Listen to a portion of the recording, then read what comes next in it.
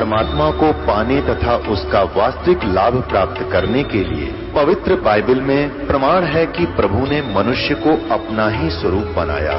6 दिन में सृष्टि रचकर 7वें दिन विश्राम किया। कुरान शरीफ में प्रमाण है कि हजरत मोहम्मद को खुदा स्वयं कह रहे हैं कि मैंने तुम्हें उस परमात्मा की महिमा बताने के लिए भेजा है। वो परमात्मा कबीर है जिसने 6 दिन में सृष्टि रची तथा 7वें दिन तख्त पर जा विराजा। उसकी खबर किसी बाखबर से पूछकर तो देखो। कृपया अवश्य सुनिए जगत गुरु तत्वदर्शी संत रामपाल जी महाराज के अमृत वचन। वेदों में लिखा है कि वो परमात्मा अपने दृढ़ भक्तों को मिलता है, उनको तत्व ज्ञान से परिचित कराता। ये दृढ़ भगत थे जो कह दिया सो फाइनल, आगे बिल्कुल उसकी कहीं पर जो है ना उसकी महक भी नहीं जाने दी सतनाम क्या होता है। तो पुण्यात्माओं, अगर आज ये राधा स्वामी धन सतगुरु जय गुरुदेव ये सच्चा सौदा सिरसा वाले और ठाकुर जी वाले यानी शिवदयाल जी के जो ब्रांच हैं, ये भी ये सतनाम का नाम देते गुरु ग्रंथ साहिब देखो पढ़ा करते, क्योंकि इन्हीं सिख धर्म से निकले हुए ये संत हैं, तो ये भी ये नाम देना शुरू कर देते। तो आज हम कैसे पहचानते इस काल के और दयाल के पंथ को? या दया करी दाता ने उन बच्चों को अपने को सावधान कर दिया कि खबरदार बिल्कुल नहीं बताओगे किसी को, और उन्होंने दृढ़ता से पालन किया। तो ये झटका देना जरूरी था, ये सार्वजनिक करना भी आवश्यक था कि मैं ये जाप किया करता। अब इसकी जहां जो ये लीला की नानक साहिब जी ने, इसके हमें हानि भी हुई लेकिन लाभ घना हो गया। हानि क्या हुई कि जैसे नानक साहिब जी ने अपनी अमृतवाणी में ये मंत्र लिखा था, तो उस मर्दाना वाली घटना से परिचित हो गए। आने वाले गुरुओं ने ये सख्त जो है ना बैरिगेट ला दिया कि इस 2 मंत्र के नाम का हमारे सिख अनुयायियों को ये कहीं पढ़ने को भी नहीं मिलना चाहिए, नहीं तो कहीं कोई इनका जाप कर लेगा तो गुरुदेव की आज्ञा की अवहेलना हो जाएगी और वही हानि हो जाएगी जैसे मर्दाना को होगी थी, डूबने लग गया था। तो अब उन्होंने इस दृष्टिकोण से गुरु ग्रंथ साहिब में वो वाणी कति निकाल दी। फिर परमात्मा ने दया करी कि मालूम था ये तो महापुरुष थे, नानक साहिब जी को मालूम था कि यह गड़बड़ ऐसे भी होगी, तो उन्होंने फिर एक वाणी लिखी, प्राण संगली बनाई अलग से। उस प्राण संगली के अंदर नानक साहिब जी ने पूरा भेद दे रखा है श्वास के सिमरण का। इस 2 अक्षर के मंत्र कति क्लियर लिखे थे उसमें भी, और उसके लिए प्राण संगली को लिखकर, अब प्राण संगली के अंदर एक भूमिका है उसमें स्पष्ट लिखा उन महापुरुषों ने जिन्होंने प्राण संगली को छपवाया है कि ये प्राण संगली नानक साहिब जी ने सिंगल द्वीप का एक राजा था शिवनाभ नाम का, शिवनाभ, उसके वहां बैठकर रचना की थी, उसको सुनाई थी, उसने स्वीकार की थी और उसको कहा, नानक साहिब जी ने कहा है कि ये प्राण संगली मेरी देह है, मेरा स्थूल शरीर है और ये संसार से पार होने का एक पुल है। ओए होए, ये संसार से पार होने का एक पुल है, इसने संभाल के रखना, इसको रखने का अधिकारी तू ही है, इस 3 लोक में दूसरा नहीं है। कहने का भाव उनका ये था कि ये मैंने जो अपना अनुभव इसमें लिख दिया तो ये समझो मैं ही हूं, और जैसा मेरा आदर करते हो ऐसा इसका आदर करना। और कहने का भाव ये नहीं था कि इसी को मत्था टेकते रहना, इसमें लिखा ऐसे करना, नहीं। उसका उद्देश्य यह था कि इसको श्रद्धा से रखना, आम आदमी को मत देना कि अनादर कर देंगे, किसी के गलत के हाथ लग जाएगा। तो फिर उन्होंने ये भी लिखा है कि फिर मेरा कोई सिख आवेगा और इसको दे देना। तो क्या हुआ इतिहास में थोड़ा दिखा देता हूँ आपको। तो फिर क्या हुआ थोड़ा मौखिक बताता हूँ, फिर आसानी से समझ में आओगे। तो क्या हुआ, 5वें गुरु अर्जन देव जी हुए सिख समाज में। तो उन्होंने सोचा कि भाई सब महापुरुषों की वाणी इकट्ठी कर दूं और इसको एक आदरणीय ग्रंथ बना के इसके पठन पाठन के लिए इसका प्रचलन करना था। उसने प्रेरणा उन्हीं महापुरुषों की थी। तो उन्होंने सब वाणी इकट्ठी की, जिस जिसके पास भी नानक साहिब जी की वाणी थी। तो उनको पता चला कि ऐसे ऐसे एक शिवनाभ राजा के पास नानक साहिब जी की बहुत अनमोल ग्रंथ रखा है। तो उसके पास भेजा, उसका पोता था उस समय, पौत्र। पहले उसने मना कर दिया कि मेरे पिताजी को गुरुजी ने मना कर रखा, किसी को देनी नहीं है। बड़ा संघर्ष किया कि नहीं देना पड़ेगा, हमारा ग्रंथ है, हमारे गुरुजी का ग्रंथ है, तुम क्यों नहीं दोगे। यानी आखिर में उसने देना पड़ा, उसने दे दिया वो ग्रंथ। गुरु अर्जन देव जी ने उसको पढ़ा, उसमें देखा कि इसमें तो बहुत कुछ लिखा है। उसमें कहाँ तक लिखा था, दोनों महापुरुषों की गोष्ठी हुई थी, परमेश्वर कबीर जी की और नानक जी की। उसमें स्पष्ट लिखा है। पहले तो प्रथम गोष्ठी में तो नानक साहिब जी समझ नहीं पाए कि ये कबीर धानक ये परमात्मा होगा। तो परमेश्वर जिस भी महापुरुष से मिले हैं, जैसे धर्मदास जी से मिले थे, उसको कहा था, हे महात्मा जी, मैं तो ज्ञान का भूखा हूं, मुझे कहीं ज्ञान मिला नहीं, आप मुझे ज्ञान दो। तो धर्मदास ने कहा था कि ज्ञान का लाभ जब होता गुरु बनाओ। तो धर्मदास जी से कहा परमात्मा ने कि मैं गुरु बनाऊंगा, लेकिन मेरे शंका का समाधान तो कर दो, और आप मुझे चलो शिष्य बना लो, ऐसे ही सुना दो। तो धर्मदास जी ने कहा था कि मैं शिष्य नहीं बनाता, हमारे गुरु जी हैं, उनसे नाम दिलाऊंगा मैं। तो ऐसे ही नानक जी को मिले थे बेई नदी पर, उनसे प्रश्नोत्तरी की थी। नानक साहिब जी ने भी यही कहा था कि गुरु बिन मोक्ष नहीं होता, आप गुरु बनाओ। परमात्मा ने कहा ठीक है, आपसे बड़ा कौन गुरु हो सकता है मेरा, मैं आपको गुरु बनाता हूँ, मुझे ज्ञान बताओ, मेरे प्रश्नों का उत्तर दो, समाधान करो। तो ये प्रश्नोत्तरी हुई थी। तो परमात्मा ने उनसे प्रश्न किया था, क्योंकि नानक साहिब जी का जन्म पवित्र हिंदू धर्म में हुआ था। कालूराम मेहता खत्री ये इनके पूज्य पिताजी थे। और नानक साहिब जी को एक ब्रजलाल नाम के पांडा पढ़ाने आया करता था, गीता पढ़ाता था ब्राह्मण। और श्री कृष्ण जी और विष्णु जी को, शंकर भगवान को ये अपना प्रिय इष्ट मानते थे, गीता जी को सही मानते थे। तो गीता जी के अंदर प्रमाण बताए पर नानक साहिब जी को कबीर साहब ने कि ऐसे ऐसे लिखा है। वो तो कहता मेरा जन्म मृत्यु होती है, वो सारी रेफरेंस दिए उसको। तो नानक साहिब जी उस समय नहीं माने थे, लेकिन घायल हो गए थे, जख्मी हो गए थे कि ज्ञान सच्चा है। और अब के जब वो संत आ जावे तो मैं बात करूं उनसे, दूसरी रूप में परमात्मा फिर जिंदा बाबा के रूप में गए थे, और फिर उनको सचखंड लेकर आए थे, सचखंड वापस छोड़ा था। अब कहने का भाव ये है कि इस प्राण संगली के अंदर पूरा विवरण था कि नानक साहिब जी ने कबीर परमेश्वर जी को अपना गुरु स्वीकार किया हुआ था। पहले तो क्या देखा अर्जुन देव जी ने कि इसमें तो सारा वो क्लियर लिख रखा है कि कबीर जी इनके गुरु थे। फिर क्लियर लिख रखा है ये मंत्र, 2 अक्षर का मंत्र जो बिल्कुल नानक साहब ने मना कर रखा है। तो उसको उन्होंने, उस प्राण संगली को, जिसको नानक साहब जी कह रहे थे मेरा शरीर है, मुझे ही समझ लो, अगर किसी को नष्ट कर दिया तो मुझे नष्ट कर दिया तुमने। लेकिन उस आज्ञा को देखते हुए कि जो इंसिडेंट मर्दाना के साथ हुआ था कि उसने सतनाम के 2 अक्षर का नाम जाप कर दिया था, शुरू कर दिया था, और वो डूब गया था। गुरुदेव ने मना कर दिया था कि तूने ये जाप नहीं करना। तो कहीं ये आज्ञा की अवहेलना ना हो जाए, इसमें तो सब कुछ लिखा, इसलिए उस ग्रंथ को, प्राण संगली को जल प्रवाह कर दिया एज इट इज। एक साधु था, एक भगत था, उसने प्रार्थना की महाराज इतना अनमोल ग्रंथ है, मुझे दे दो, मैं अलग रख लूंगा, किसी को नहीं बताऊंगा। तब उस प्रार्थना को स्वीकार करके कह दिया ले जा, निकाल ले जा इसको तू।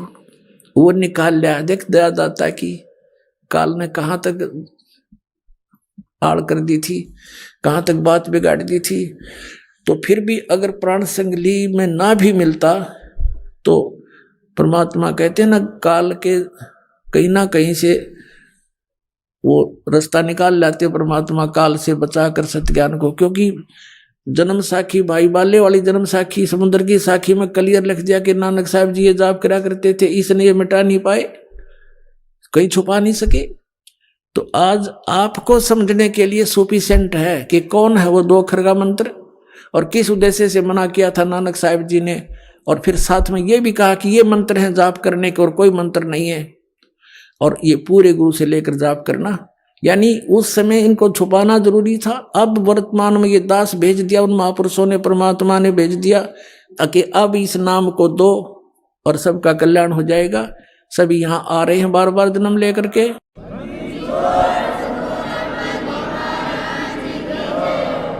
अब दिखाता हूं आपको इतिहास ये प्राण संगली के साथ कैसा हुआ।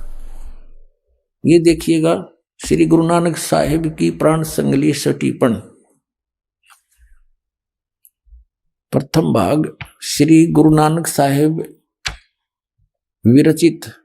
श्री नानक साहिब ने अपने कर कमलों से रची है प्राणों का अपूर्व कवच, जो सूरत शब्द योग साधन में अमोघ तारों से रचा हुआ है। आगे देखो ये कहां से छपा है। प्रकाशक है वेलबीडियर प्रिंटिंग वर्क्स। ये 56A/13 मोतीलाल नेहरू रोड इलाहाबाद से। इसके संपादक कौन है ये देखिएगा। ये है श्री संपूर्ण सिंह। श्री संपूर्ण सिंह तरन तारण पंजाब से। इन्होंने इसकी भूमिका में क्या लिखा है देखिएगा। पहले आवश्यक सूचना पढ़ते हैं। गुरु नानक साहिब जी ने यह अपूर्व ग्रंथ प्राण संगली किस अवसर पर सिंगला द्वीप में वहां के परम भक्त राजा शिवनाभ जी को उपदेश करके बख्श दिया, और फिर उनकी 5वीं गद्दी के अधिष्ठाता गुरु अर्जन देव जी ने उसे कैसे सिंगला द्वीप से मंगवाया था और किस कारण से उसे गुरु ग्रंथ साहिब के संग्रह से अलग रखा। इसका वर्णन गुरु नानक साहिब के जीवन चरित्र में दूसरी यात्रा के आखिर के हिस्से में और टिप्पणकार के निवेदन में लिखा है। गुरु नानक साहिब ने यह अनमोल ग्रंथ नाम प्राण संगली क्यों रखा? यह तो पक्के तौर पर वही कह सकता है जिसकी गति उनकी सी हो। ओए होए होए, कहते ये क्यों नहीं गुरु ग्रंथ साहिब में प्राण संगली को जोड़ा? इसके विषय में तो वो ही बता सकता है जिसकी गति उनकी सी हो। यानी नानक साहिब जैसे महापुरुष होंगे वही बता सकेंगे कि किस कारण से प्राण संगली को गुरु ग्रंथ साहिब मना लिया। तो भी कुछ लखावा उसका उनके उस वचन से होता है जो कि निज मुख से उन्होंने राजा शिवनाभ से कहा। ई ग्रंथ मेरी देह है, मेरा स्थूल रूप है, प्राणों मेरिया का संग्रह कहे कवच है, जगत समुद्र का ई पुल है, जगत से पार करने का इसके अंदर जो मार्ग लिखा है वो समझो पुल है। ई प्राण संगली में तैनू बख्शी है, ये ई अजर वस्तु है, सोते ही जरी है, यानी तू इसके योग्य है, तूने विश्वास किया इसके ऊपर। ई प्राण संगली अमृत प्रवाह है और तेरे ही मुख विखे प्रवेश हुई है। होर 3 लोकां विच इस वस्तु ਨੂੰ संभालता कोई नहीं, ताते प्राणों विखे प्राण संगली रखनी। इस वचन से स्पष्ट होता है कि यह ग्रंथ प्राणों का संग्रह रूप है। ये टिप्पणी करने वाला जो विवेचन करता है वो अपनी सोच बता रहा है।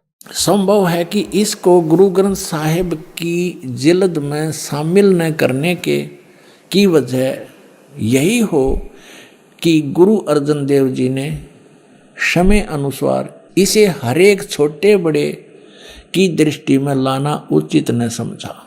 अब बहुत कुछ तो यह क्लियर इसने कर दिया इस टिप्पणी करने वाले ने कि हो सकता है इस प्राण संगली को गुरु ग्रंथ साहिब में श्री अर्जुन देव जी ने इसलिए नहीं रखा होगा कि ये नहीं चाहते होंगे कि ये किसी छोटे बड़े की नज़र में आवे, इसमें लिखा हुआ वर्णन है।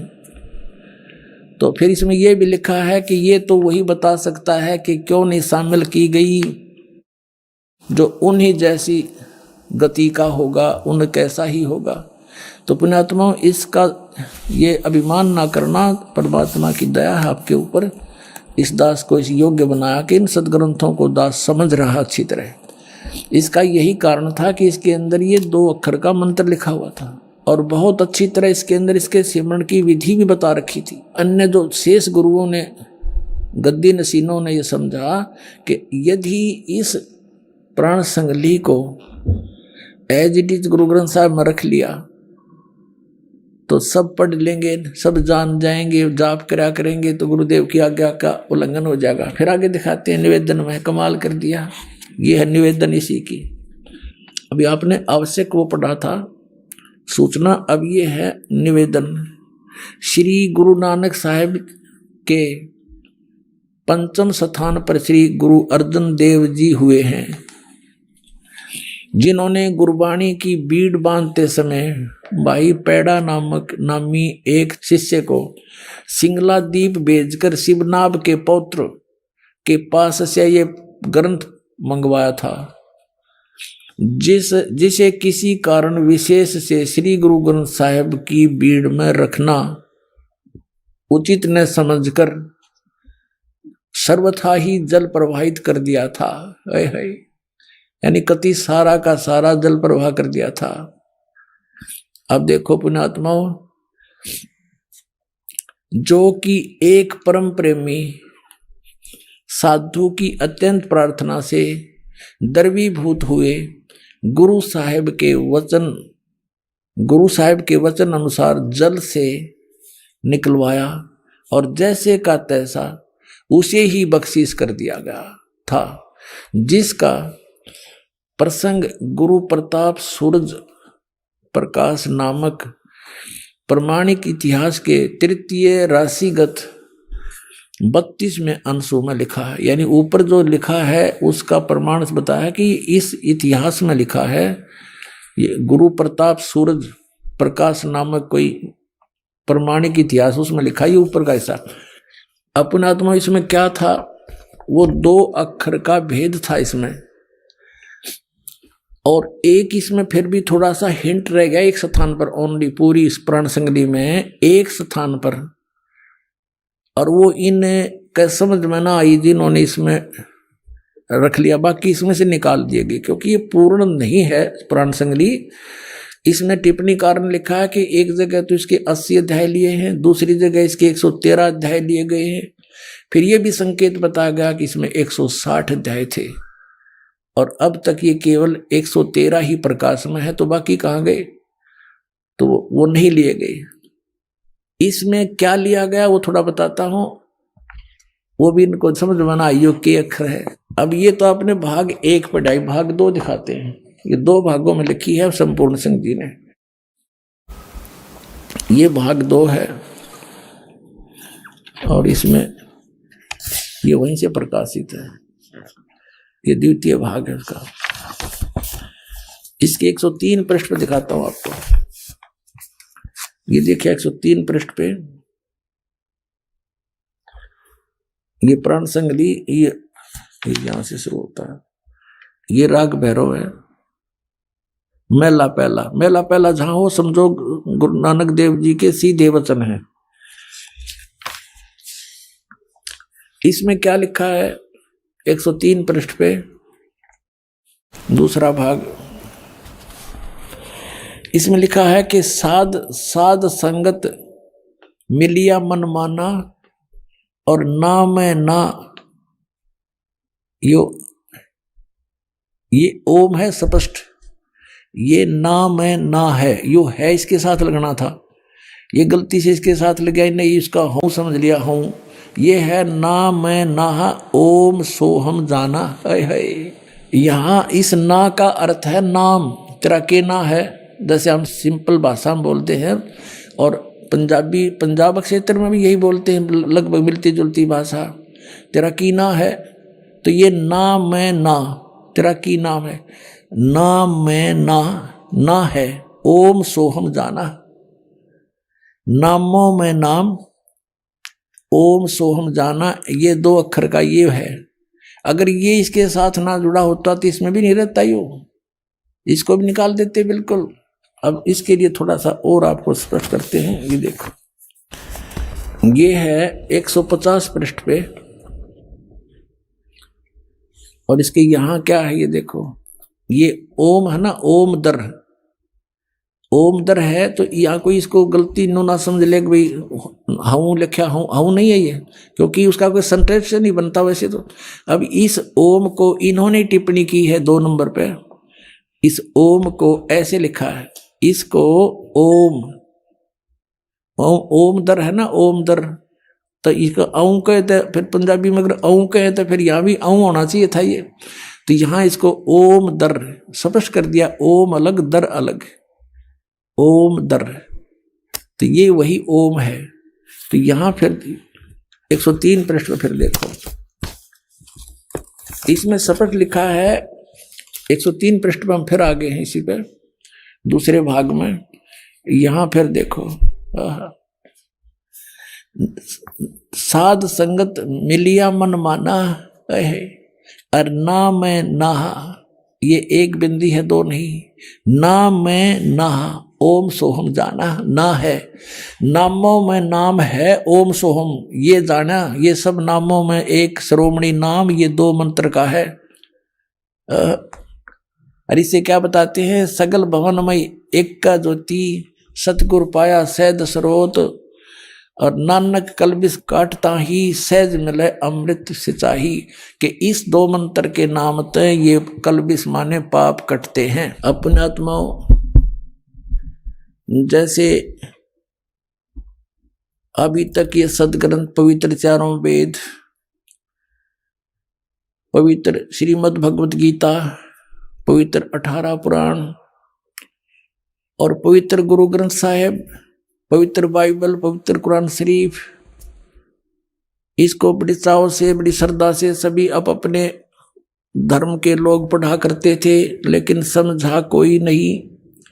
जिन महापुरुषों ने लिखा, अब उनके लेख को, टीचर के लिखे हुए लेख को टीचर ही बता सकता है, विद्यार्थी नहीं जान सकते थे, उसने सिर पर धर के घूमते रहो।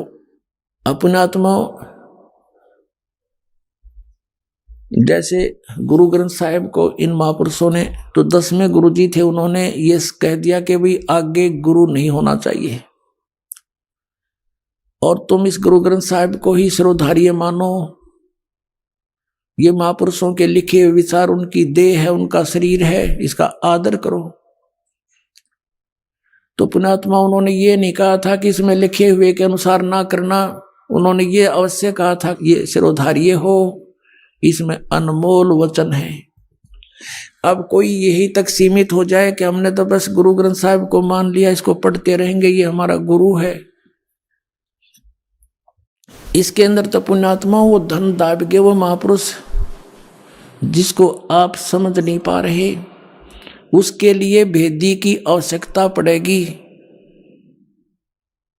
और गुरु नानक साहिब जी बार बार कहते हैं कि गुरु बिन परमात्मा की जो साधना भी करते हैं वो व्यर्थ है उनकी। सतगुरु वक्त गुरु हो, उसकी सेवा करे, उससे ज्ञान ग्रहण करे, तब मोक्ष होगा। ऐसे ही पवित्र गीता, पवित्र पुराण, पवित्र 4 वेद, ये 5500 वर्ष हो गए लगभग लिखे हुए, और आज तक इनको कोई समझ नहीं सका इस दास के अतिरिक्त। ये खजाना दबा था, इसके अंदर लिखा कुछ कर कुछ रहे थे। तो इस दास के ऊपर कृपा की परमात्मा ने, जो आपके समक्ष उस गूढ़ रहस्य को रूबरू करा। अब ये जो सदग्रंथ हैं, अगर इनमें गुरु भेदी नहीं ढूंढा तो ये धन दबा दबा रह जाएगा, यूजलेस आपके लिए। एक समय एक सेठ था, उसने अपना सारा धन अपनी बही में पैड पे लिख दिया, डायरी में, कोड वर्डों में, और बच्चों को पता था कि हमारे पूर्वज ऐसे ही करते आते हैं। उस सेठ की अचानक मृत्यु होगी। अब उस लाला जी ने, उस धनी ने अपने आंगन में एक बेड़े में वो बना रखा था मंदिर, मकान के साथ ही। तो उसने बही में लिख रखा था कि चांदनी 14, यानी चांदनी 14 शुक्ल पक्ष की 14 को रात्रि के 12 बजे मंदिर के गुंबद में इतना इतना इतना इतना धन, इतना सोना, इतनी चांदी, इतने रुपये चांदी के रखे हैं। और पिताजी की अंतोष्टि करने के उपरांत उन्होंने अपने वो संभाली डायरी, पिताजी के लिखे हुए लेख, उसमें पढ़ा के मंदिर के गुम्बद में बहुत सारा धन दाब रखा है। उन्होंने रात्रि में मंदिर फोड़ दिया, गुम्बद ढा दिया, उसमें कुछ नहीं पाया। बड़े दुखी हुए कि पिताजी ने तो बहुत हमें भ्रमित कर दिया, दाबा कहीं और है, लिख दिया मंदिर में, गुम्बद में तो पाया नहीं। बड़े चिंतित हुए। एक दूसरा सेठ उनका शोक व्यक्त करने आया वहां पर, वो जानकार था इन कोड वर्डों का। उन्होंने कहा कि अंकल, हमारे पिताजी ने तो हमारे साथ धोखा कर दिया, जहां धन दबा रखा था वो धन हमें वहां पर मिला नहीं, हम तो लुट गए, पिट गए, धन बहुत घना था। तब उस सेठ ने कहा, जो जानकार था, कि दिखाओ बेटा, मुझे दिखाओ, वो डायरी दिखाओ तुम्हारे पिता की लिखी हुई। उन्होंने वो पैड, वो डायरी उनको दे दी। उसने देखा कि रात्रि के 12 बजे और चांदनी 14 और गुम्बज में धन। वो समझ गया, कहा बेटा इस गुम्बज को फिर बनवाओ। मंदिर का गुम्बज एज इट इज तैयार करवाया। चांदनी 14 आई और उस दिन आकर के उसने उस स्थान पर निशान लगाया जहां चंद्रमा की रोशनी में गुम्बज की छाया थी। आंगन के अंदर वो स्थान था जहां पर धन दबा हुआ था। रात्रि में छाया जहां गुम्बज की जाती थी, वहां निशान लगा दिया कि यहां से खोदो। वो सारा धन पा गया। तो पुण्यात्माओं, ये सदग्रंथ है, ये कोड वर्डों में लिखे हुए हैं, और जब तक इस दास की सहयोग नहीं लोगे आपका धन दबा दबा रह जाएगा। बोलो सतगुरुदेव।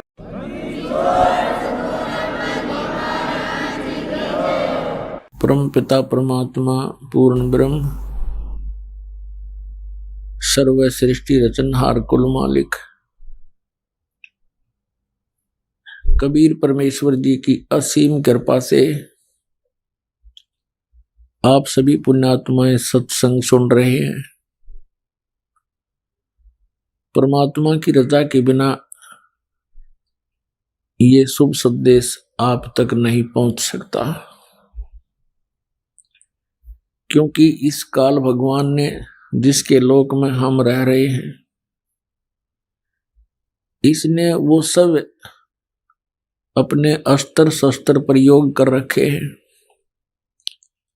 जिससे हम परमात्मा से दूर रहें, परमात्मा की भक्ति हम ना करें। बाकी कुछ भी करो, उसमें बड़ा प्रसन्न रहता है ये मन। मन कौन है? ये काल है, ज्योत निरंजन है, ये उसका एजेंट समझो। ये नहीं चाहता कि ये आत्मा कल्याण करवा जा, ये चाहता है कि ये कोरी बकवाद करे, इन खिलौनों से खेलता हुआ अपना मनुष्य जीवन व्यर्थ कर जाए। बस फिर 83 लाख प्रकार के इन प्राणियों की योनियों में जाने के बाद फिर इस जीव का काल को डर समाप्त हो जाता है कि अब ये कुछ नहीं कर सकता। केवल मनुष्य जीवन के अंदर ही ये परमात्मा की शुद्ध कर सकता है, साधु संत की शरण में जाकर के ये कल्याण करा सकता है।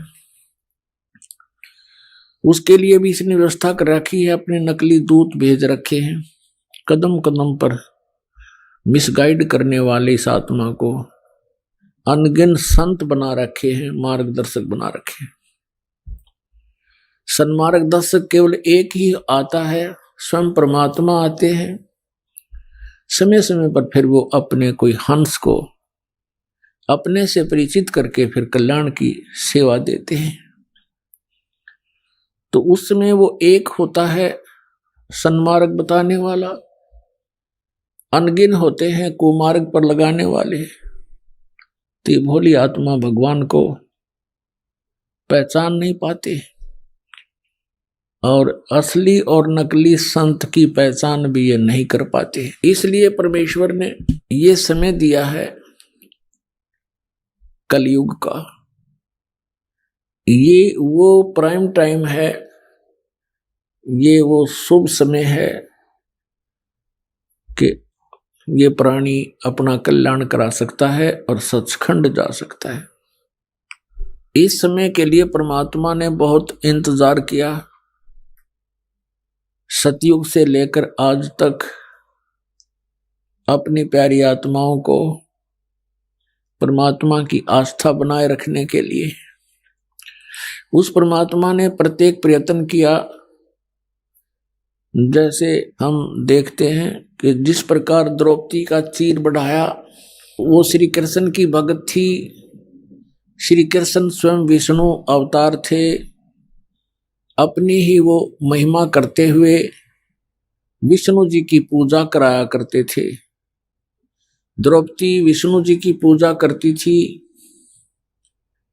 और जब उसके ऊपर आपत्ति आनी थी, उस परमात्मा ने, जो हमारा पिता है, उसको मालूम था कि इसके ऊपर एक घोर आपत्ति आएगी। उससे पहले स्वयं ही एक साधु रूप बना करके द्रौपदी को मिले, जब वो स्नान करने के लिए दरिया पर गई हुई थी, गंगा पर गई हुई थी, और वहां एक लीला की, एक सूरदास की, अंधे महात्मा की, और द्रौपदी ने अपनी साड़ी में से एक कपड़ा फाड़ के दरिया में डाला था, क्योंकि साधु की लंगोटी बह गई थी जल में। वो गहरे जल में खड़ा था, शर्म का मारा। उस एक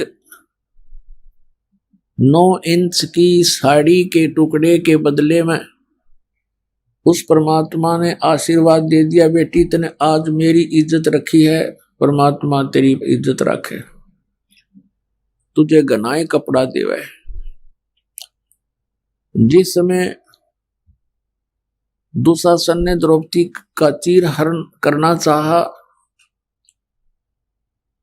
उस समय उस आत्मा ने पुकार की अपने इष्ट देव की और गुरु की। गुरु से पुकार की जाती है, श्री कृष्ण के नाम से पुकार की। उसके आत्मा की पुकार कहाँ जाती है? धर्मराज के दरबार में, जहां इसके संचित कर्म होते हैं। तो वहां जब जाते ही पुकार धर्मराज के दरबार में, वो फाइल खुल जाती है उस आत्मा की। फिर देखता है इसके कोई ऐसे पुण्य है जिसके कारण मैं इसकी मदद करा सकता हूं। उसमें मिला कि इसने एक साधु को कपड़ा दिया था और इसके प्रतिफल में तो बहुत कुछ दिया जा सकता है। तो वहां धर्मराज के दरबार से, वहां से एक उसका रिफ्लेक्शन आया श्री कृष्ण जी के अंदर। श्री कृष्ण जी वहां रुक्मिणी के साथ शतरंज खेल रहे थे अपने घर पे, और उन्होंने अनंत कहा, ऐसे हाथ ऊपर न करके। रुक्मिणी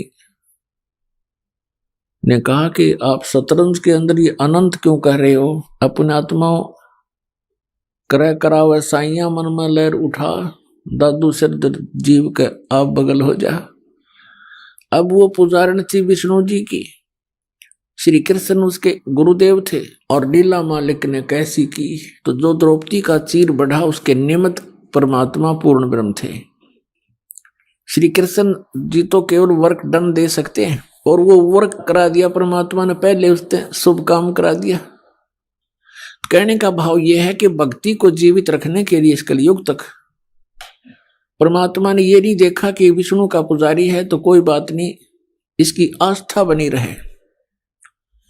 आस्था बनी रहेगी, भगवान की चर्चा चलती रहेगी, तो फिर उस कलयुग तक ये भक्ति जीवित रह जाएगी। तो पुण्यात्मा, अब वो समय आ गया है कि पूरा विश्व पार हो सकता है। मनुष्य शरीर हो और ये सतनाम और सारनाम प्राणी को प्राप्त हो, मर्यादा में रहता हुआ, आजीवन भक्ति करता हुआ सहज में परमात्मा प्राप्ति कर सकता है और अमर हो सकता है। पुण्यात्माओं, सबसे पहले हमने परमात्मा को पहचानना है। आजा बंदे शरण राम की, फिर पाछे पछतावेगा। बालू की भींत पवन का खंबा, कब लग खैर मनावेगा। काल बलि तेरे सिर पर बैठा, भुजा पकड़ ले जावेगा। मात पिता तेरा कुटुंब कबीला सारा ही खड़ा लिखा होगा। फिर कहते हैं धर्मराय तेरा लेखा लेगा, वहां क्या बात बनावेगा, लाल खंभ से बांधा जा बिन सतगुरु कौन छुटावेगा, दिया लिया तेरे संग चलेगा, धरा ढक्या रह जावेगा, कहे कबीर सुनो भी साधो, अपनी करनी के फल पावेगा। तो पुण्यात्मा हमने करनी ऐसी करनी पड़ेगी जिसका किया हुआ हम शुभ फल प्राप्त कर सके। तो इसमें कहा कि आजा बंदे शरण राम की, फिर पीछे पछतावेगा। अब कौन से राम की शरण हमने ग्रहण करनी है, ये डिसीजन लेना है। आज सुबह के सत्संग में भी आपको जिक्र किया था, यदि हम ब्रह्मा विष्णु महेश की पूजा करते हैं तो ये तीनों नासवान हैं, इनकी भी जन्म मृत्यु होती है। इसके लिए आपको फिर से एक थोड़ा सा हिंट देते हैं। पुण्यात्मा, ये सच्चाई इतनी गहरी चली गई, दूर चली गई हमसे, हमने झूठ को सच मान लिया। अब वो सच हमारे हृदय में बहुत देर से समाती है, ठहरती है। लेकिन परमात्मा ने ऐसा ज्ञान दे दिया है, इसमें सच्चाई अवश्य स्वीकार्य होगी। इस ज्ञान के आधार से हम परमात्मा को पहचान कर और मोक्ष प्राप्ति करेंगे। तो इसके लिए रह कर ये प्रमाण दिखाना अनिवार्य हो गया, क्योंकि कोई पुण्यात्मा प्रथम बार ये सुनता है कि ब्रह्मा विष्णु महेश नासवान है, इनकी जन्म मृत्यु होती है, इनके माता पिता हैं, तो एकदम स्ट्राइक होती है कि ये संत मेंटल तो नहीं है, इसका दिमाग खराब तो नहीं हो गया है। लेकिन बात इसके विपरीत होती है, इन अज्ञानियों ने हमें मेंटल बना दिया, अज्ञानी बना दिया, हमारा दिमाग खराब कर दिया, क्योंकि इन्होंने हमारे को शास्त्र विधि छोड़कर शास्त्र के विपरीत ज्ञान भर दिया। और ये सब काल का जाल था।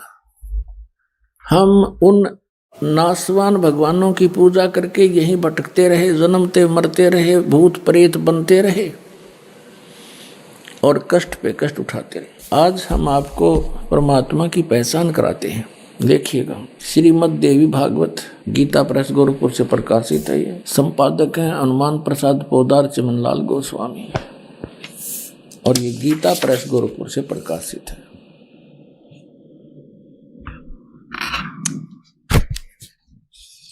प्रकाशक एवं मुद्रक हैं गीता प्रेस गोरखपुर, गोविंद भवन कार्यालय कोलकाता का संस्थान। ये इनके फैक्स और फोन नंबर। इसके 123 पृष्ठ पर हम ये चंद पंक्ति हैं, इनको पढ़ते हैं। 123 पृष्ठ में ये तीसरा स्कंद। भगवान विष्णु अपनी माता देवी दुर्गा की स्तुति करते हुए ऐसे बोल रहे हैं, तुम शुद्ध स्वरूपा हो, यह सारा संसार तुम्हीं से उद्भासित हो रहा है। मैं ब्रह्मा और शंकर हम सभी तुम्हारी कृपा से विद्यमान हैं। हमारा आविर्भाव माने जन्म और तिरोभाव माने मृत्यु हुआ करता है। हमारा जन्म और मृत्यु होता है, केवल तुम ही नत हो, जगत जननी हो, प्रकृति और सनातनी देवी हो। इसमें यह स्पष्ट हो गया कि प्रकृति भी दुर्गा को कहते हैं। जैसे 7वें अध्याय में कहा है गीता में कि मेरी 2 प्रकार की प्रकृति है, एक जीव रूपा तो ये प्रकृति दुर्गा है, बाकी वो 8 प्रकार की जड़ प्रकृति है। भगवान शंकर बोले, देवी यदि महाभाग विष्णु तुम्ही से प्रकट हुए हैं तो उनके बाद उत्पन्न होने वाले ब्रह्मा भी तुम्हारे बालक हुए। अब क्या बताते हैं कि भगवान शंकर कह रहे हैं कि यदि भगवान विष्णु तुम्ही से प्रकट हुए हैं तो उनके बाद उत्पन्न होने वाले ब्रह्मा भी तुम्हारे बालक हुए। फिर मैं तमोगुणी लीला करने वाला शंकर क्या तुम्हारी संतान नहीं हुआ? अर्थात मुझे भी उत्पन्न करने वाली तुम ही हो। सिवे संपूर्ण संसार की सृष्टि करने में तुम बड़ी चतुर हो। इस संसार की सृष्टि स्थिति और संहार करने में तुम्हारे गुण सदा समर्थ हैं। उन्हीं तीनों गुणों से उत्पन्न हम, रजगुण ब्रह्मा, सतगुण विष्णु, तमगुण शिव जी, उन्हीं तीनों गुणों से उत्पन्न हम ब्रह्मा विष्णु एवं शंकर नियमानुसार कार्य में तत्पर है। पुण्यात्मा, इस पवित्र सतग्रंथ ने, पवित्र पुराण की 10 पंक्तियों ने 5 कंसेप्ट क्लियर कर दिए, 5 पॉइंट साफ कर दिए। एक तो ये कि ब्रह्मा विष्णु महेश नासवान है, इनकी जन्म मृत्यु होती है। दूसरे, इनकी माता दुर्गा है, देवी दुर्गा जी। तीसरा ये हो गया कि दुर्गा प्रकृति भी कहलाती है, रजगुण ब्रह्मा, सतगुण विष्णु, तमगुण शिव जी। चौथा ये हो गया। और 5वां ये हो गया कि केवल नियमित कार्य ही कर सकते हैं, जिसके जैसे कर्म है वैसा ही इनको दे सकते हैं, इसमें ये कोई परिवर्तन नहीं कर सकते। अब ये तो स्पष्ट के ब्रह्मा विष्णु महेश नासवान है, इनकी पूजा करेंगे तो हमें कोई लाभ नहीं, हम अमर नहीं हो सकते। गीता जी अध्याय नंबर 18 के श्लोक नंबर 62 में और गीता जी अध्याय नंबर 15 के श्लोक 4 में कहा है, उस संत से परमात्मा के तत्व ज्ञान को समझने के पश्चात परमेश्वर के उस परम पद की खोज करनी चाहिए, जहां जाने के बाद साधक फिर लौटकर कभी संसार में नहीं आते,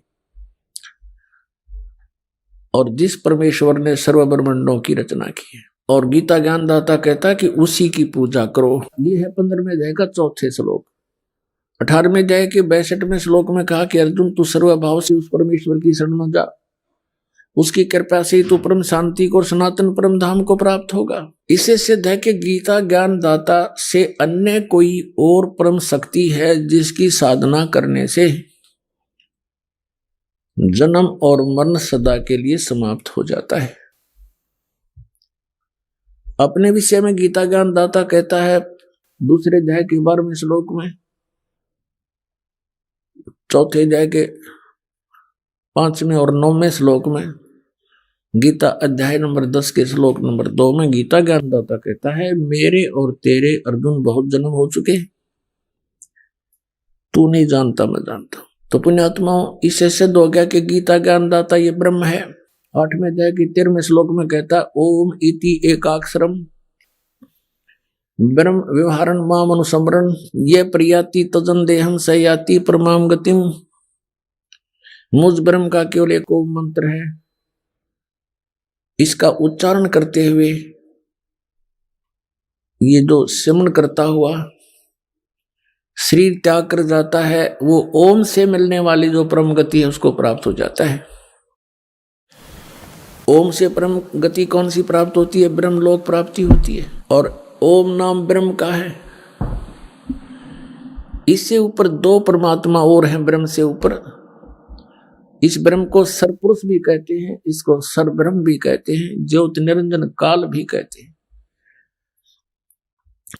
गीता जी अध्याय नंबर 15 के श्लोक नंबर 16 में 2 पुरुष बताए, सरपुरुष और अक्षर पुरुष।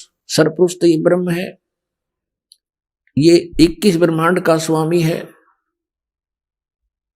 और अक्षर पुरुष ये 7 संख ब्रह्मांड का प्रभु है, स्वामी है। और ये दोनों ही नाशवान हैं। इनके अंतर्गत जितने प्राणी हैं वो भी नाशवान हैं। जीवित आत्मा किसी की मरती नहीं, ये विषय अलग है, क्योंकि कुत्ते की भी ना मरती हो तो गधे की भी नहीं मरती। गीता जी अध्याय नंबर 15 के श्लोक नंबर 17 में फिर बताया कि उत्तम पुरुष तु अन्य परमात्मा इति उदाहरते है।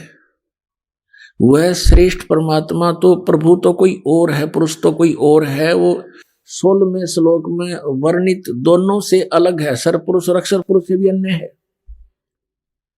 और वही तीनों लोकों में प्रवेश करके सबका धारण पोषण करता है। वो अव्यय ईश्वर है, वो अविनाशी परमात्मा है। तो पुण्यात्मा, गीता अध्याय नंबर 8 के श्लोक नंबर 1 में अर्जुन ने प्रश्न किया गीता ज्ञानदाता से कि आप जी ने अध्याय नंबर 7 के श्लोक 29 में जिस तत्ब्रह्म के विषय में कहा है कि उस तत्ब्रह्म को जानकर जो व्यक्ति जरा और मरण से छूटने का प्रयत्न करते हैं, जरा मीन वृद्धावस्था, मरण माने मृत्यु, जरा और मरण केवल सतलोक में जाने से समाप्त होती है, सचखंड में। वहां वृद्धावस्था नहीं है। अपने आत्माओं, प्रत्येक सदग्रंथ को हम गहराई से समझेंगे, उसमें बहुत गूढ़ रहस्य है, सांकेतिक शब्द बहुत है। अब जरा मरण क्यों लिखा यहाँ पर, जन्म मृत्यु क्यों नहीं कहा? जरा मरण का अर्थ है जरा माने वृद्ध अवस्था नहीं है वहां पर, तो इसका मतलब सृष्टि है वहां पर जीवन है, जहां के लिए संकेत किया जाता है सनातन परम धाम का। आइए अब हम उन श्रद्धालुओं के अनुभव जानते हैं जो जगत गुरु तत्वदर्शी संत रामपाल जी महाराज जी से दीक्षा प्राप्त कर चुके हैं तथा उनके द्वारा बताए गए भक्ति मार्ग पर चल रहे हैं। सर नमस्कार। नमस्कार जी। सर क्या नाम है आपका? मैं सतनाम सिंह सन ऑफ जगीर सिंह, पिंड इब्राहिमवाल, ਜ਼ਿਲ੍ਹਾ ਕਪੂਰਥਲਾ, तहसील ਭਲੱਥ, पंजाब इंडिया का रहने वाला हाँ। सर संत रामपाल जी महाराज जी से नाम दीक्षा लेने से पहले आप क्या भक्ति साधना करते थे? मैं सिखां दे घर होण करके ਪੰਜਾਂ ਬਾਣੀਆਂ ਦਾ ਪਾਠ ਕਰਦਾ ਸੀ, ਬਹੁਤ ਹੀ ਲਗਨ ਦੇ ਨਾਲ। ਜਿਸ ਤਰ੍ਹਾਂ ਮੈਂ ਸਵੇਰੇ 3 ਵਜੇ ਉੱਠਦਾ ਸੀ, ਉਸ ਤੋਂ ਬਾਅਦ ਪਹਿਲੇ ਮੈਂ ਆਪ ਇਸ਼ਨਾਨ ਕਰਦਾ ਸੀ, ਉਸ ਤੋਂ ਬਾਅਦ ਫਿਰ ਜਿਹੜੇ ਮੈਂ ਤਖਤ ਤੇ ਬੈਠਦਾ ਸੀ ਉਸ ਨੂੰ ਵੀ ਇਸ਼ਨਾਨ ਕਰਾਉਂਦਾ ਸੀ, ਔਰ ਉਸ ਤੋਂ ਬਾਅਦ ਮੈਂ ਸੁੱਚੇ ਧੋਤੇ ਹੋਏ ਬਸਤਰ ਪਹਿਨ ਕੇ ਉਸ ਦੇ ਉੱਪਰ ਤਖਤ ਤੇ ਬੈਠ ਕੇ ਫਿਰ ਮੈਂ ਪੰਜਾਂ ਬਾਣੀਆਂ ਦਾ ਪਾਠ ਕਰਦਾ ਸੀ। ਉਸ ਤੋਂ ਬਾਅਦ ਅਰਦਾਸ ਕਰਦਾ ਸੀ। ਦਿਨੇ ਮੈਂ ਸਤਨਾਮ ਵਾਹਿਗੁਰੂ ਦਾ ਜਾਪ ਕਰਦਾ ਸੀ, ਸ਼ਾਮ ਨੂੰ ਰਹਿਰਾਸ ਔਰ ਅਰਦਾਸ ਕਰਦਾ ਸੀ, ਸੌਣ ਲੱਗੇ ਫਿਰ ਕੀਰਤਨ 16 ਅਰਦਾਸ ਕਰਦਾ ਸੀ।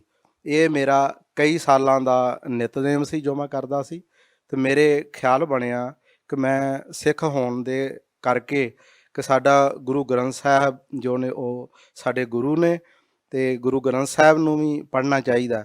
ਤੇ ਮੈਂ ਫਿਰ 4 ਸੈਂਚੀਆਂ 4 ਭਾਗ ਹੁੰਦੇ ਆ, ਉਹ ਮੈਂ ਘਰ ਲੈ ਕੇ ਆਇਆ ਤੇ ਮੈਂ ਸਾਰੇ ਗੁਰੂ ਗ੍ਰੰਥ ਸਾਹਿਬ ਮਹਾਰਾਜ ਦੀ ਬਾਣੀ ਨੂੰ ਪੜ੍ਹਿਆ।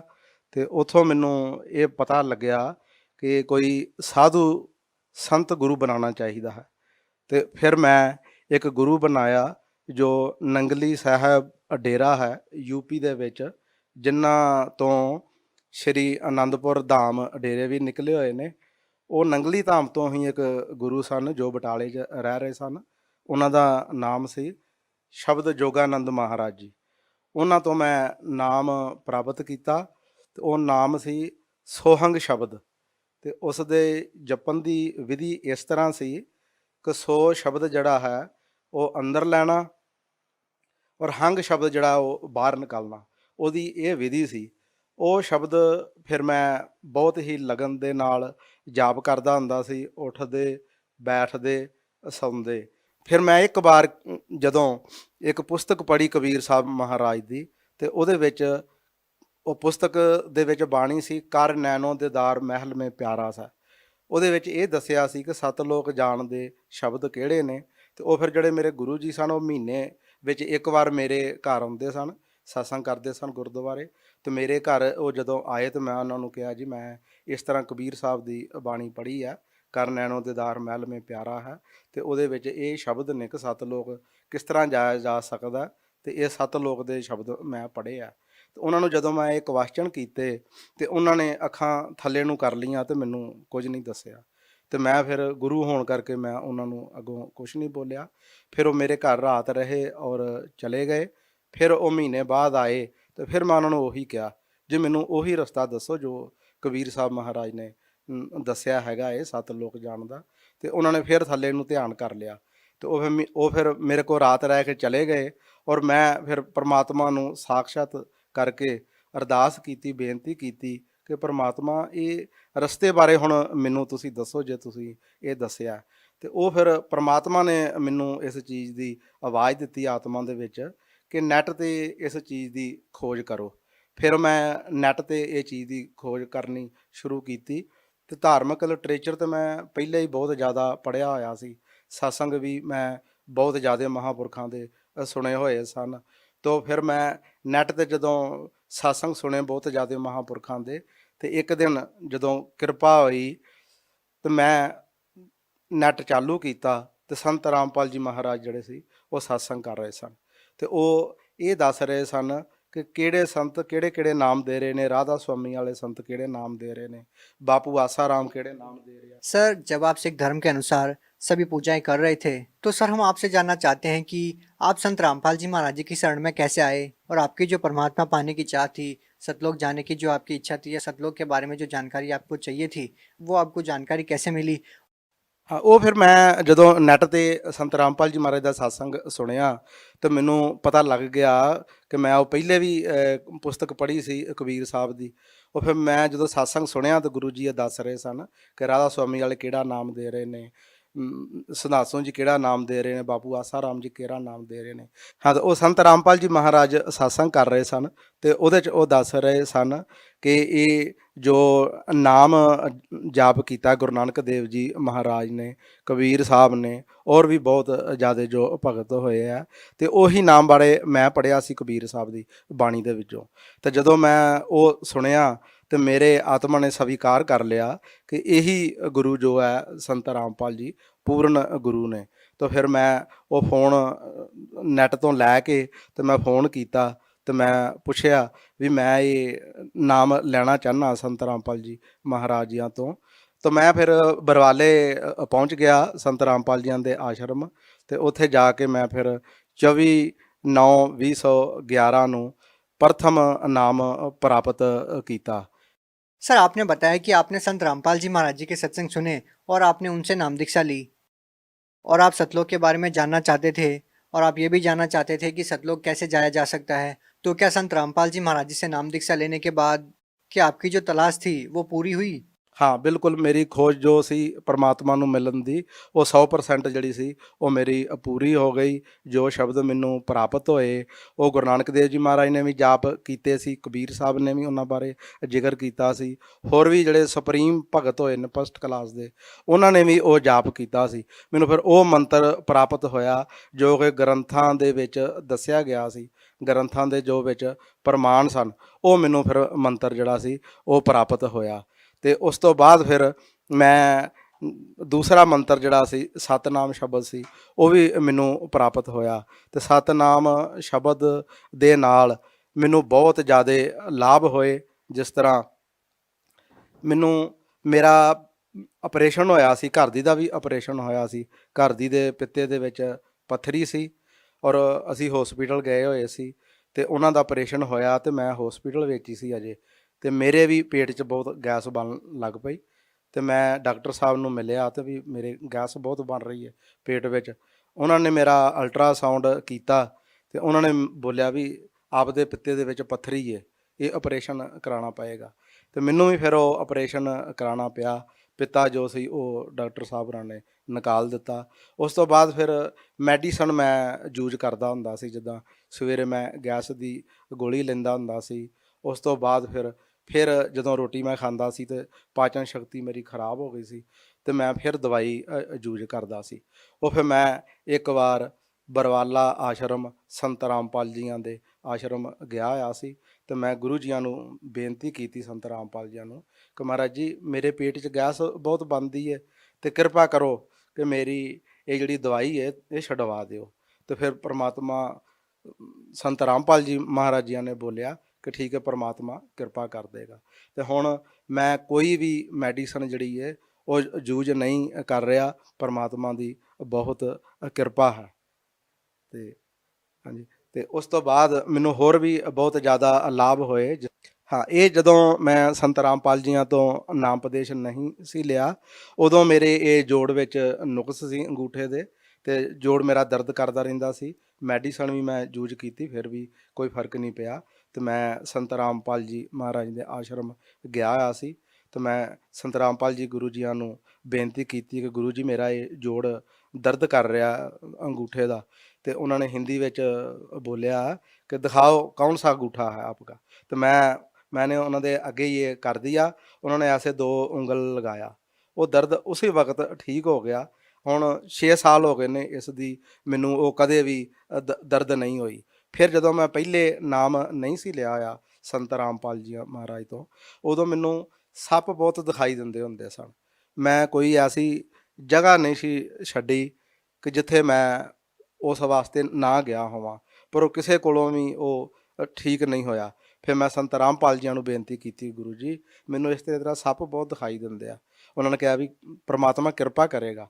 ਉਹ ਮੈਨੂੰ ਹੁਣ ਉਹ ਵੀ ਕਦੇ ਵੀ ਉਹ ਜੋ ਸੱਪ ਦਿਖਾਈ ਦਿੰਦੇ ਸੀ ਉਹ ਕਦੇ ਮੈਨੂੰ ਸੱਪ ਵੀ ਦਿਖਾਈ ਨਹੀਂ ਦਿੱਤੇ। ਫਿਰ ਇੱਕ ਵਾਰ ਮੇਰੇ ਘਰਦਿਆਂ ਨੂੰ ਹਾਰਟ ਦਾ ਨੁਕਸ ਹੋ ਗਿਆ, ਮੈਂ ਉਹਨਾਂ ਨੂੰ ਹਸਪੀਟਲ ਲੈ ਕੇ ਗਿਆ ਅਤੇ ਡਾਕਟਰਾਂ ਨੇ ਜਦੋਂ ਚੈੱਕ ਵਗੈਰਾ ਕੀਤਾ ਉਹਨਾਂ ਨੂੰ, ਅਤੇ ਉਹਨਾਂ ਦੇ ਨਾੜੀ ਬਲੌਕ ਸੀ ਅਤੇ ਉਹਨਾਂ ਨੂੰ ਨੁਕਸ ਇਹ ਸੀ ਕਿ ਉਹਨਾਂ ਦਾ ਸਾਹ ਰੁਕਦਾ ਸੀ, ਦਰਦ ਹੁੰਦੀ ਸੀ ਛਾਤੀ ਦੇ ਵਿੱਚ, ਅਤੇ ਮੈਨੂੰ ਪਤਾ ਸੀ ਕਿ ਇਸ ਤਰ੍ਹਾਂ ਇਹਨਾਂ ਨੂੰ ਇਹ ਨੁਕਸ ਹੈ। ਅਤੇ ਮੈਂ ਜਦੋਂ ਹਸਪੀਟਲ ਦੇ ਵਿੱਚ ਰਹਿ ਰਿਹਾ ਸੀ 3 ਦਿਨ ਅਸੀਂ ਉੱਥੇ ਰਹੇ, ਅਤੇ ਜਦੋਂ 3 ਵਜੇ ਤੇ ਮੈਨੂੰ ਜਾਗ ਆ ਗਈ, ਸਵੇਰੇ ਤੜਕੇ ਟਾਈਮ ਦੇ 3 ਵਜੇ, ਅਤੇ ਮੈਨੂੰ ਵੀ ਉਹੀ ਨੁਕਸ ਹੋ ਰਿਹਾ ਸੀ ਜੋ ਘਰਦਿਆਂ ਨੂੰ ਸੀ, ਕਿ ਮੈਂ ਜਾਣਦਾ ਸੀ ਕਿ ਘਰਦਿਆਂ ਨੂੰ ਵੀ ਇਹੋ ਕੁਝ ਹੁੰਦਾ ਸੀ। ਫਿਰ ਮੈਨੂੰ ਪਤਾ ਲੱਗ ਗਿਆ ਕਿ ਮੇਰੀ ਵੀ ਨਾੜੀ ਜੋ ਹੈ ਉਹ ਬਲੌਕ ਹੋ ਗਈ ਹੈ। ਅਤੇ ਮੈਂ ਉਦੋਂ ਹੀ ਸੰਤ ਰਾਮਪਾਲ ਜੀ ਮਹਾਰਾਜ ਨੂੰ ਹਸਪਤਾਲ ਦੇ ਵਿੱਚ ਹੀ ਦੰਡਵਤ ਕੀਤਾ, ਅਤੇ ਮੈਂ ਬੋਲਿਆ ਗੁਰੂ ਜੀ 2 ਲੱਖ ਰੁਪਇਆ ਤਾਂ ਮੈਂ ਆਪਣੇ ਘਰਦਿਆਂ ਦਾ ਦੇਣਾ ਹੈ, ਅਤੇ ਮੈਨੂੰ ਵੀ ਇਹ ਨੁਕਸ ਹੋ ਗਿਆ ਹੈ, ਅਤੇ ਕਿਰਪਾ ਕਰੋ ਮੈਨੂੰ ਇਹ ਨੁਕਸ ਨਾ ਹੋਵੇ। ਅਤੇ ਉਹ ਨੁਕਸ ਜਿਹੜਾ ਮੇਰਾ ਫਿਰ ਉਸ ਵਕਤ ਠੀਕ ਹੋ ਗਿਆ। ਫਿਰ ਅਸੀਂ ਹਸਪੀਟਲ ਤੋਂ ਘਰ ਆ ਗਏ। ਉਹ ਨੁਕਸ ਫਿਰ ਵੀ ਮੈਨੂੰ ਕਈ ਦਿਨ ਹੁੰਦਾ ਰਿਹਾ ਕਿ ਜਿਸ ਤਰ੍ਹਾਂ ਪ੍ਰਮਾਤਮਾ ਮੈਨੂੰ ਉਹ ਦਿਖਾ ਰਿਹਾ ਸੀ ਕਿ ਇਹ ਨੁਕਸ ਸੀ ਤੁਹਾਨੂੰ, ਅਤੇ ਇਹ ਅਸੀਂ ਠੀਕ ਕਰ ਦਿੱਤਾ ਹੈ। ਅਤੇ ਉਹ ਨੁਕਸ ਜਿਹੜਾ ਸੀ ਮੇਰਾ 2 ਲੱਖ ਰੁਪਈਆ ਲੱਗਣਾ ਸੀ, ਉਹ ਪ੍ਰਮਾਤਮਾ ਨੇ ਮੈਨੂੰ ਉਸ ਨੁਕਸ ਤੋਂ ਵੀ ਬਚਾ ਲਿਆ। ਉਸ ਤੋਂ ਬਾਅਦ ਫਿਰ ਮੇਰਾ ਬੇਟਾ ਅਮਰੀਕਾ ਕੇ ਲਈ ਬਾਹਰ ਜਾਣਾ ਚਾਹੁੰਦਾ ਸੀ, ਉਹ ਅਸੀਂ 2 ਏਜੰਟ ਕੀਤੇ ਕਿ ਜੋ ਕਿ ਬਾਹਰ ਨਹੀਂ ਸੀ ਉਹ ਜਾ ਪਾ ਰਿਹਾ। ਫਿਰ ਅਸੀਂ ਸੰਤ ਰਾਮਪਾਲ ਜੀ ਮਹਾਰਾਜ ਦੀ ਸ਼ਰਨ ਵਿੱਚ ਚਲੇ ਗਏ ਸੀ, ਅਤੇ ਅਸੀਂ ਸੰਤ ਰਾਮਪਾਲ ਜੀ ਮਹਾਰਾਜ ਨੂੰ ਇੱਕ ਦਿਨ ਬੇਨਤੀ ਕੀਤੀ ਆਸ਼ਰਮ ਦੇ ਵਿੱਚ ਕਿ ਮਹਾਰਾਜ ਜੀ ਮੇਰਾ ਬੇਟਾ ਅਮਰੀਕਾ ਨਹੀਂ ਜਾ ਪਾ ਰਿਹਾ, ਰਸਤੇ ਵਿੱਚੋਂ ਹੀ ਵਾਪਸ ਆ ਜਾਂਦਾ ਹੈ। ਸੰਤ ਰਾਮਪਾਲ ਜੀ ਮਹਾਰਾਜ ਨੇ ਬੋਲਿਆ ਕਿ ਠੀਕ ਹੈ ਪ੍ਰਮਾਤਮਾ ਕਿਰਪਾ ਕਰੇਗਾ। ਤਾਂ ਫਿਰ ਇੱਕ ਦਿਨ ਸੰਤ ਰਾਮਪਾਲ ਜੀ ਮਹਾਰਾਜ ਨੇ ਮੈਨੂੰ ਮੇਰੇ ਘਰ 'ਚ ਦਰਸ਼ਨ ਦਿੱਤੇ ਔਰ ਬੋਲਿਆ ਕਿ ਆਪ ਦਾ ਬੇਟਾ 15 ਤਰੀਕ ਨੂੰ ਅਮਰੀਕਾ ਕੇ ਲਈ ਚਲਾ ਜਾਏਗਾ। ਤਾਂ ਠੀਕ 15 ਤਰੀਕ ਨੂੰ ਹੀ ਉਸ ਦੀ ਫਲੈਟ ਹੋ ਗਈ ਅਤੇ ਉਹ ਅਮਰੀਕਾ ਕੇ ਲਈ ਚਲਾ ਗਿਆ। ਅਬ ਉਹ ਅਮਰੀਕਾ ਵਿੱਚ ਹੀ ਹੈ, ਬਹੁਤ ਵਧੀਆ ਉਸ ਦਾ ਕਾਰੋਬਾਰ ਹੈ, तो अमेरिका वो अपना काम कर रहा है। सर जैसा कि आप सिख धर्म से बिलोंग करते हैं, तो हम आपसे जानना चाहते हैं कि जो गुरु नानक देव जी जो जाप करते थे, क्या वही नाम संत रामपाल जी महाराज जी देते हैं? हाँ बिल्कुल जी, जो गुरु नानक देव जी महाराज ने नाम जाप किया ਉਹੀ ਸੰਤ ਰਾਮਪਾਲ ਜੀ ਮਹਾਰਾਜ ਨੇ ਜੋ ਸਾਨੂੰ ਨਾਮ ਉਪਦੇਸ਼ ਦਿੱਤਾ ਔਰ ਉਹਨਾਂ ਦੇ ਪ੍ਰਮਾਣ ਵੀ ਦਿਖਾਏ। ਜਿਸ ਤਰ੍ਹਾਂ ਬਾਲੇ ਮਰਦਾਨੇ ਦੀ ਜਨਮ ਸਾਖੀ ਦੇ ਵਿੱਚੋਂ ਇੱਕ ਹੋਰ ਗ੍ਰੰਥ ਹੈ ਗੁਰੂ ਨਾਨਕ ਦੇਵ ਜੀ ਮਹਾਰਾਜ ਦਾ ਪ੍ਰਾਣ ਸਾਂਗਲੀ ਗ੍ਰੰਥ, ਉਹ ਵੀ ਦਿਖਾਇਆ, ਉਹਦੇ ਵਿੱਚੋਂ ਵੀ ਪ੍ਰਮਾਣ ਦਿੱਤੇ। ਤੇ ਉਹ ਇਹ ਜੋ ਨਾਮ ਹੈ ਸੰਤ ਰਾਮਪਾਲ ਜੀ ਮਹਾਰਾਜ ਦੇ ਰਹੇ, ਇਹ ਪ੍ਰਮਾਣਿਤ ਗਿਆਨ ਹੈ, ਗ੍ਰੰਥਾਂ ਦੇ ਵਿੱਚ ਗਿਆਨ ਹੈ। ਤੇ ਜੋ ਸੁਪਰੀਮ ਭਗਤ ਹੋਏ ਹਨ ਉਹਨਾਂ ਨੇ ਇਸ ਨਾਮ ਜਾਪ ਕੀਤਾ, ਇਸ ਨਾਮ ਜਾਪ ਦਾ। सर आप भगत समाज को क्या संदेश देना चाहते हैं? ਦੇਖੋ ਜੀ, ਮੈਂ ਭਗਤ ਸਮਾਜ ਨੂੰ ਇਹੀ ਬੇਨਤੀ ਕਰਾਂਗਾ ਕਿ ਉਹ ਸੰਤ ਰਾਮਪਾਲ ਜੀ ਮਹਾਰਾਜ ਜੀਆਂ ਦਾ ਸਤਸੰਗ ਸੁਣਨ। ਜੋ ਸੰਤ ਰਾਮਪਾਲ ਜੀ ਮਹਾਰਾਜ ਸਤਸੰਗ ਟੀਵੀ 'ਤੇ ਬਹੁਤ ਜ਼ਿਆਦਾ ਚੈਨਲਾਂ 'ਤੇ ਸੁਣਾ ਰਹੇ ਨੇ ਔਰ ਨਾਲ ਗ੍ਰੰਥਾਂ ਦੇ ਪ੍ਰਮਾਣ ਦੇ ਰਹੇ ਨੇ, ਔਰ ਇਹ ਉਹ ਗੁਰੂ ਜੀਆਂ ਦਾ ਸੰਤ ਰਾਮਪਾਲ ਜੀਆਂ ਦਾ ਸਤਸੰਗ ਸੁਣਨ, ਸਤਸੰਗ ਸੁਣ ਕੇ ਤੇ ਉਹ ਨਾਮ ਪ੍ਰਾਪਤ ਕਰਨ ਜੋ ਕਿ 7 ਲੋਕ ਲੈ ਕੇ ਜਾਣ ਵਾਲਾ ਹੈ। ਔਰ 84 ਲੱਖ ਜੂਨਾਂ ਵਿੱਚ ਜਦੋਂ ਇਹ ਨਾਮ ਜਾਪ ਕੋਈ ਕਰੇਗਾ ਤੇ ਨਹੀਂ ਆਏਗਾ, ਤੇ ਜੋ ਇਹ ਨਾਮ ਲੈਣਾ ਚਾਹੁੰਦਾ ਹੈ ਉਹ ਜਦੋਂ ਟੀਵੀ 'ਚ ਸਤਸੰਗ ਚੱਲਦਾ ਤਾਂ ਥੱਲੇ ਇੱਕ ਲਾਈਨ ਚੱਲਦੀ ਹੈ, ਉਹਦੇ ਵਿੱਚ ਫੋਨ ਨੇ ਵੀ ਕਿੱਥੇ ਕਿੱਥੇ ਇਹ ਨਾਮ ਜੋ ਹੈ ਮਿਲਦਾ। ਉਹ ਫੋਨ ਤੋਂ ਤੁਸੀਂ ਪਤਾ ਕਰ ਸਕਦੇ ਹੋ ਕਿ ਸਾਡੇ ਨੇੜੇ ਤੋਂ ਨੇੜੇ ਕਿਹੜਾ ਨਾਮਦਾਨ ਸਥਾਨ ਹੈ, ਤੇ ਤੁਸੀਂ ਨਾਮ ਲੈ ਕੇ ਤੇ ਇਹ 84 ਲੱਖ ਜੁਨੀਆਂ ਤੋਂ ਆਤਮਾ ਨੂੰ ਬਚਾ ਸਕਦੇ ਹੋ। ਸਤਿ ਸ੍ਰੀ ਅਕਾਲ जी, बहुत बहुत धन्यवाद आपका। हाँ, धन्यवाद जी आपका भी।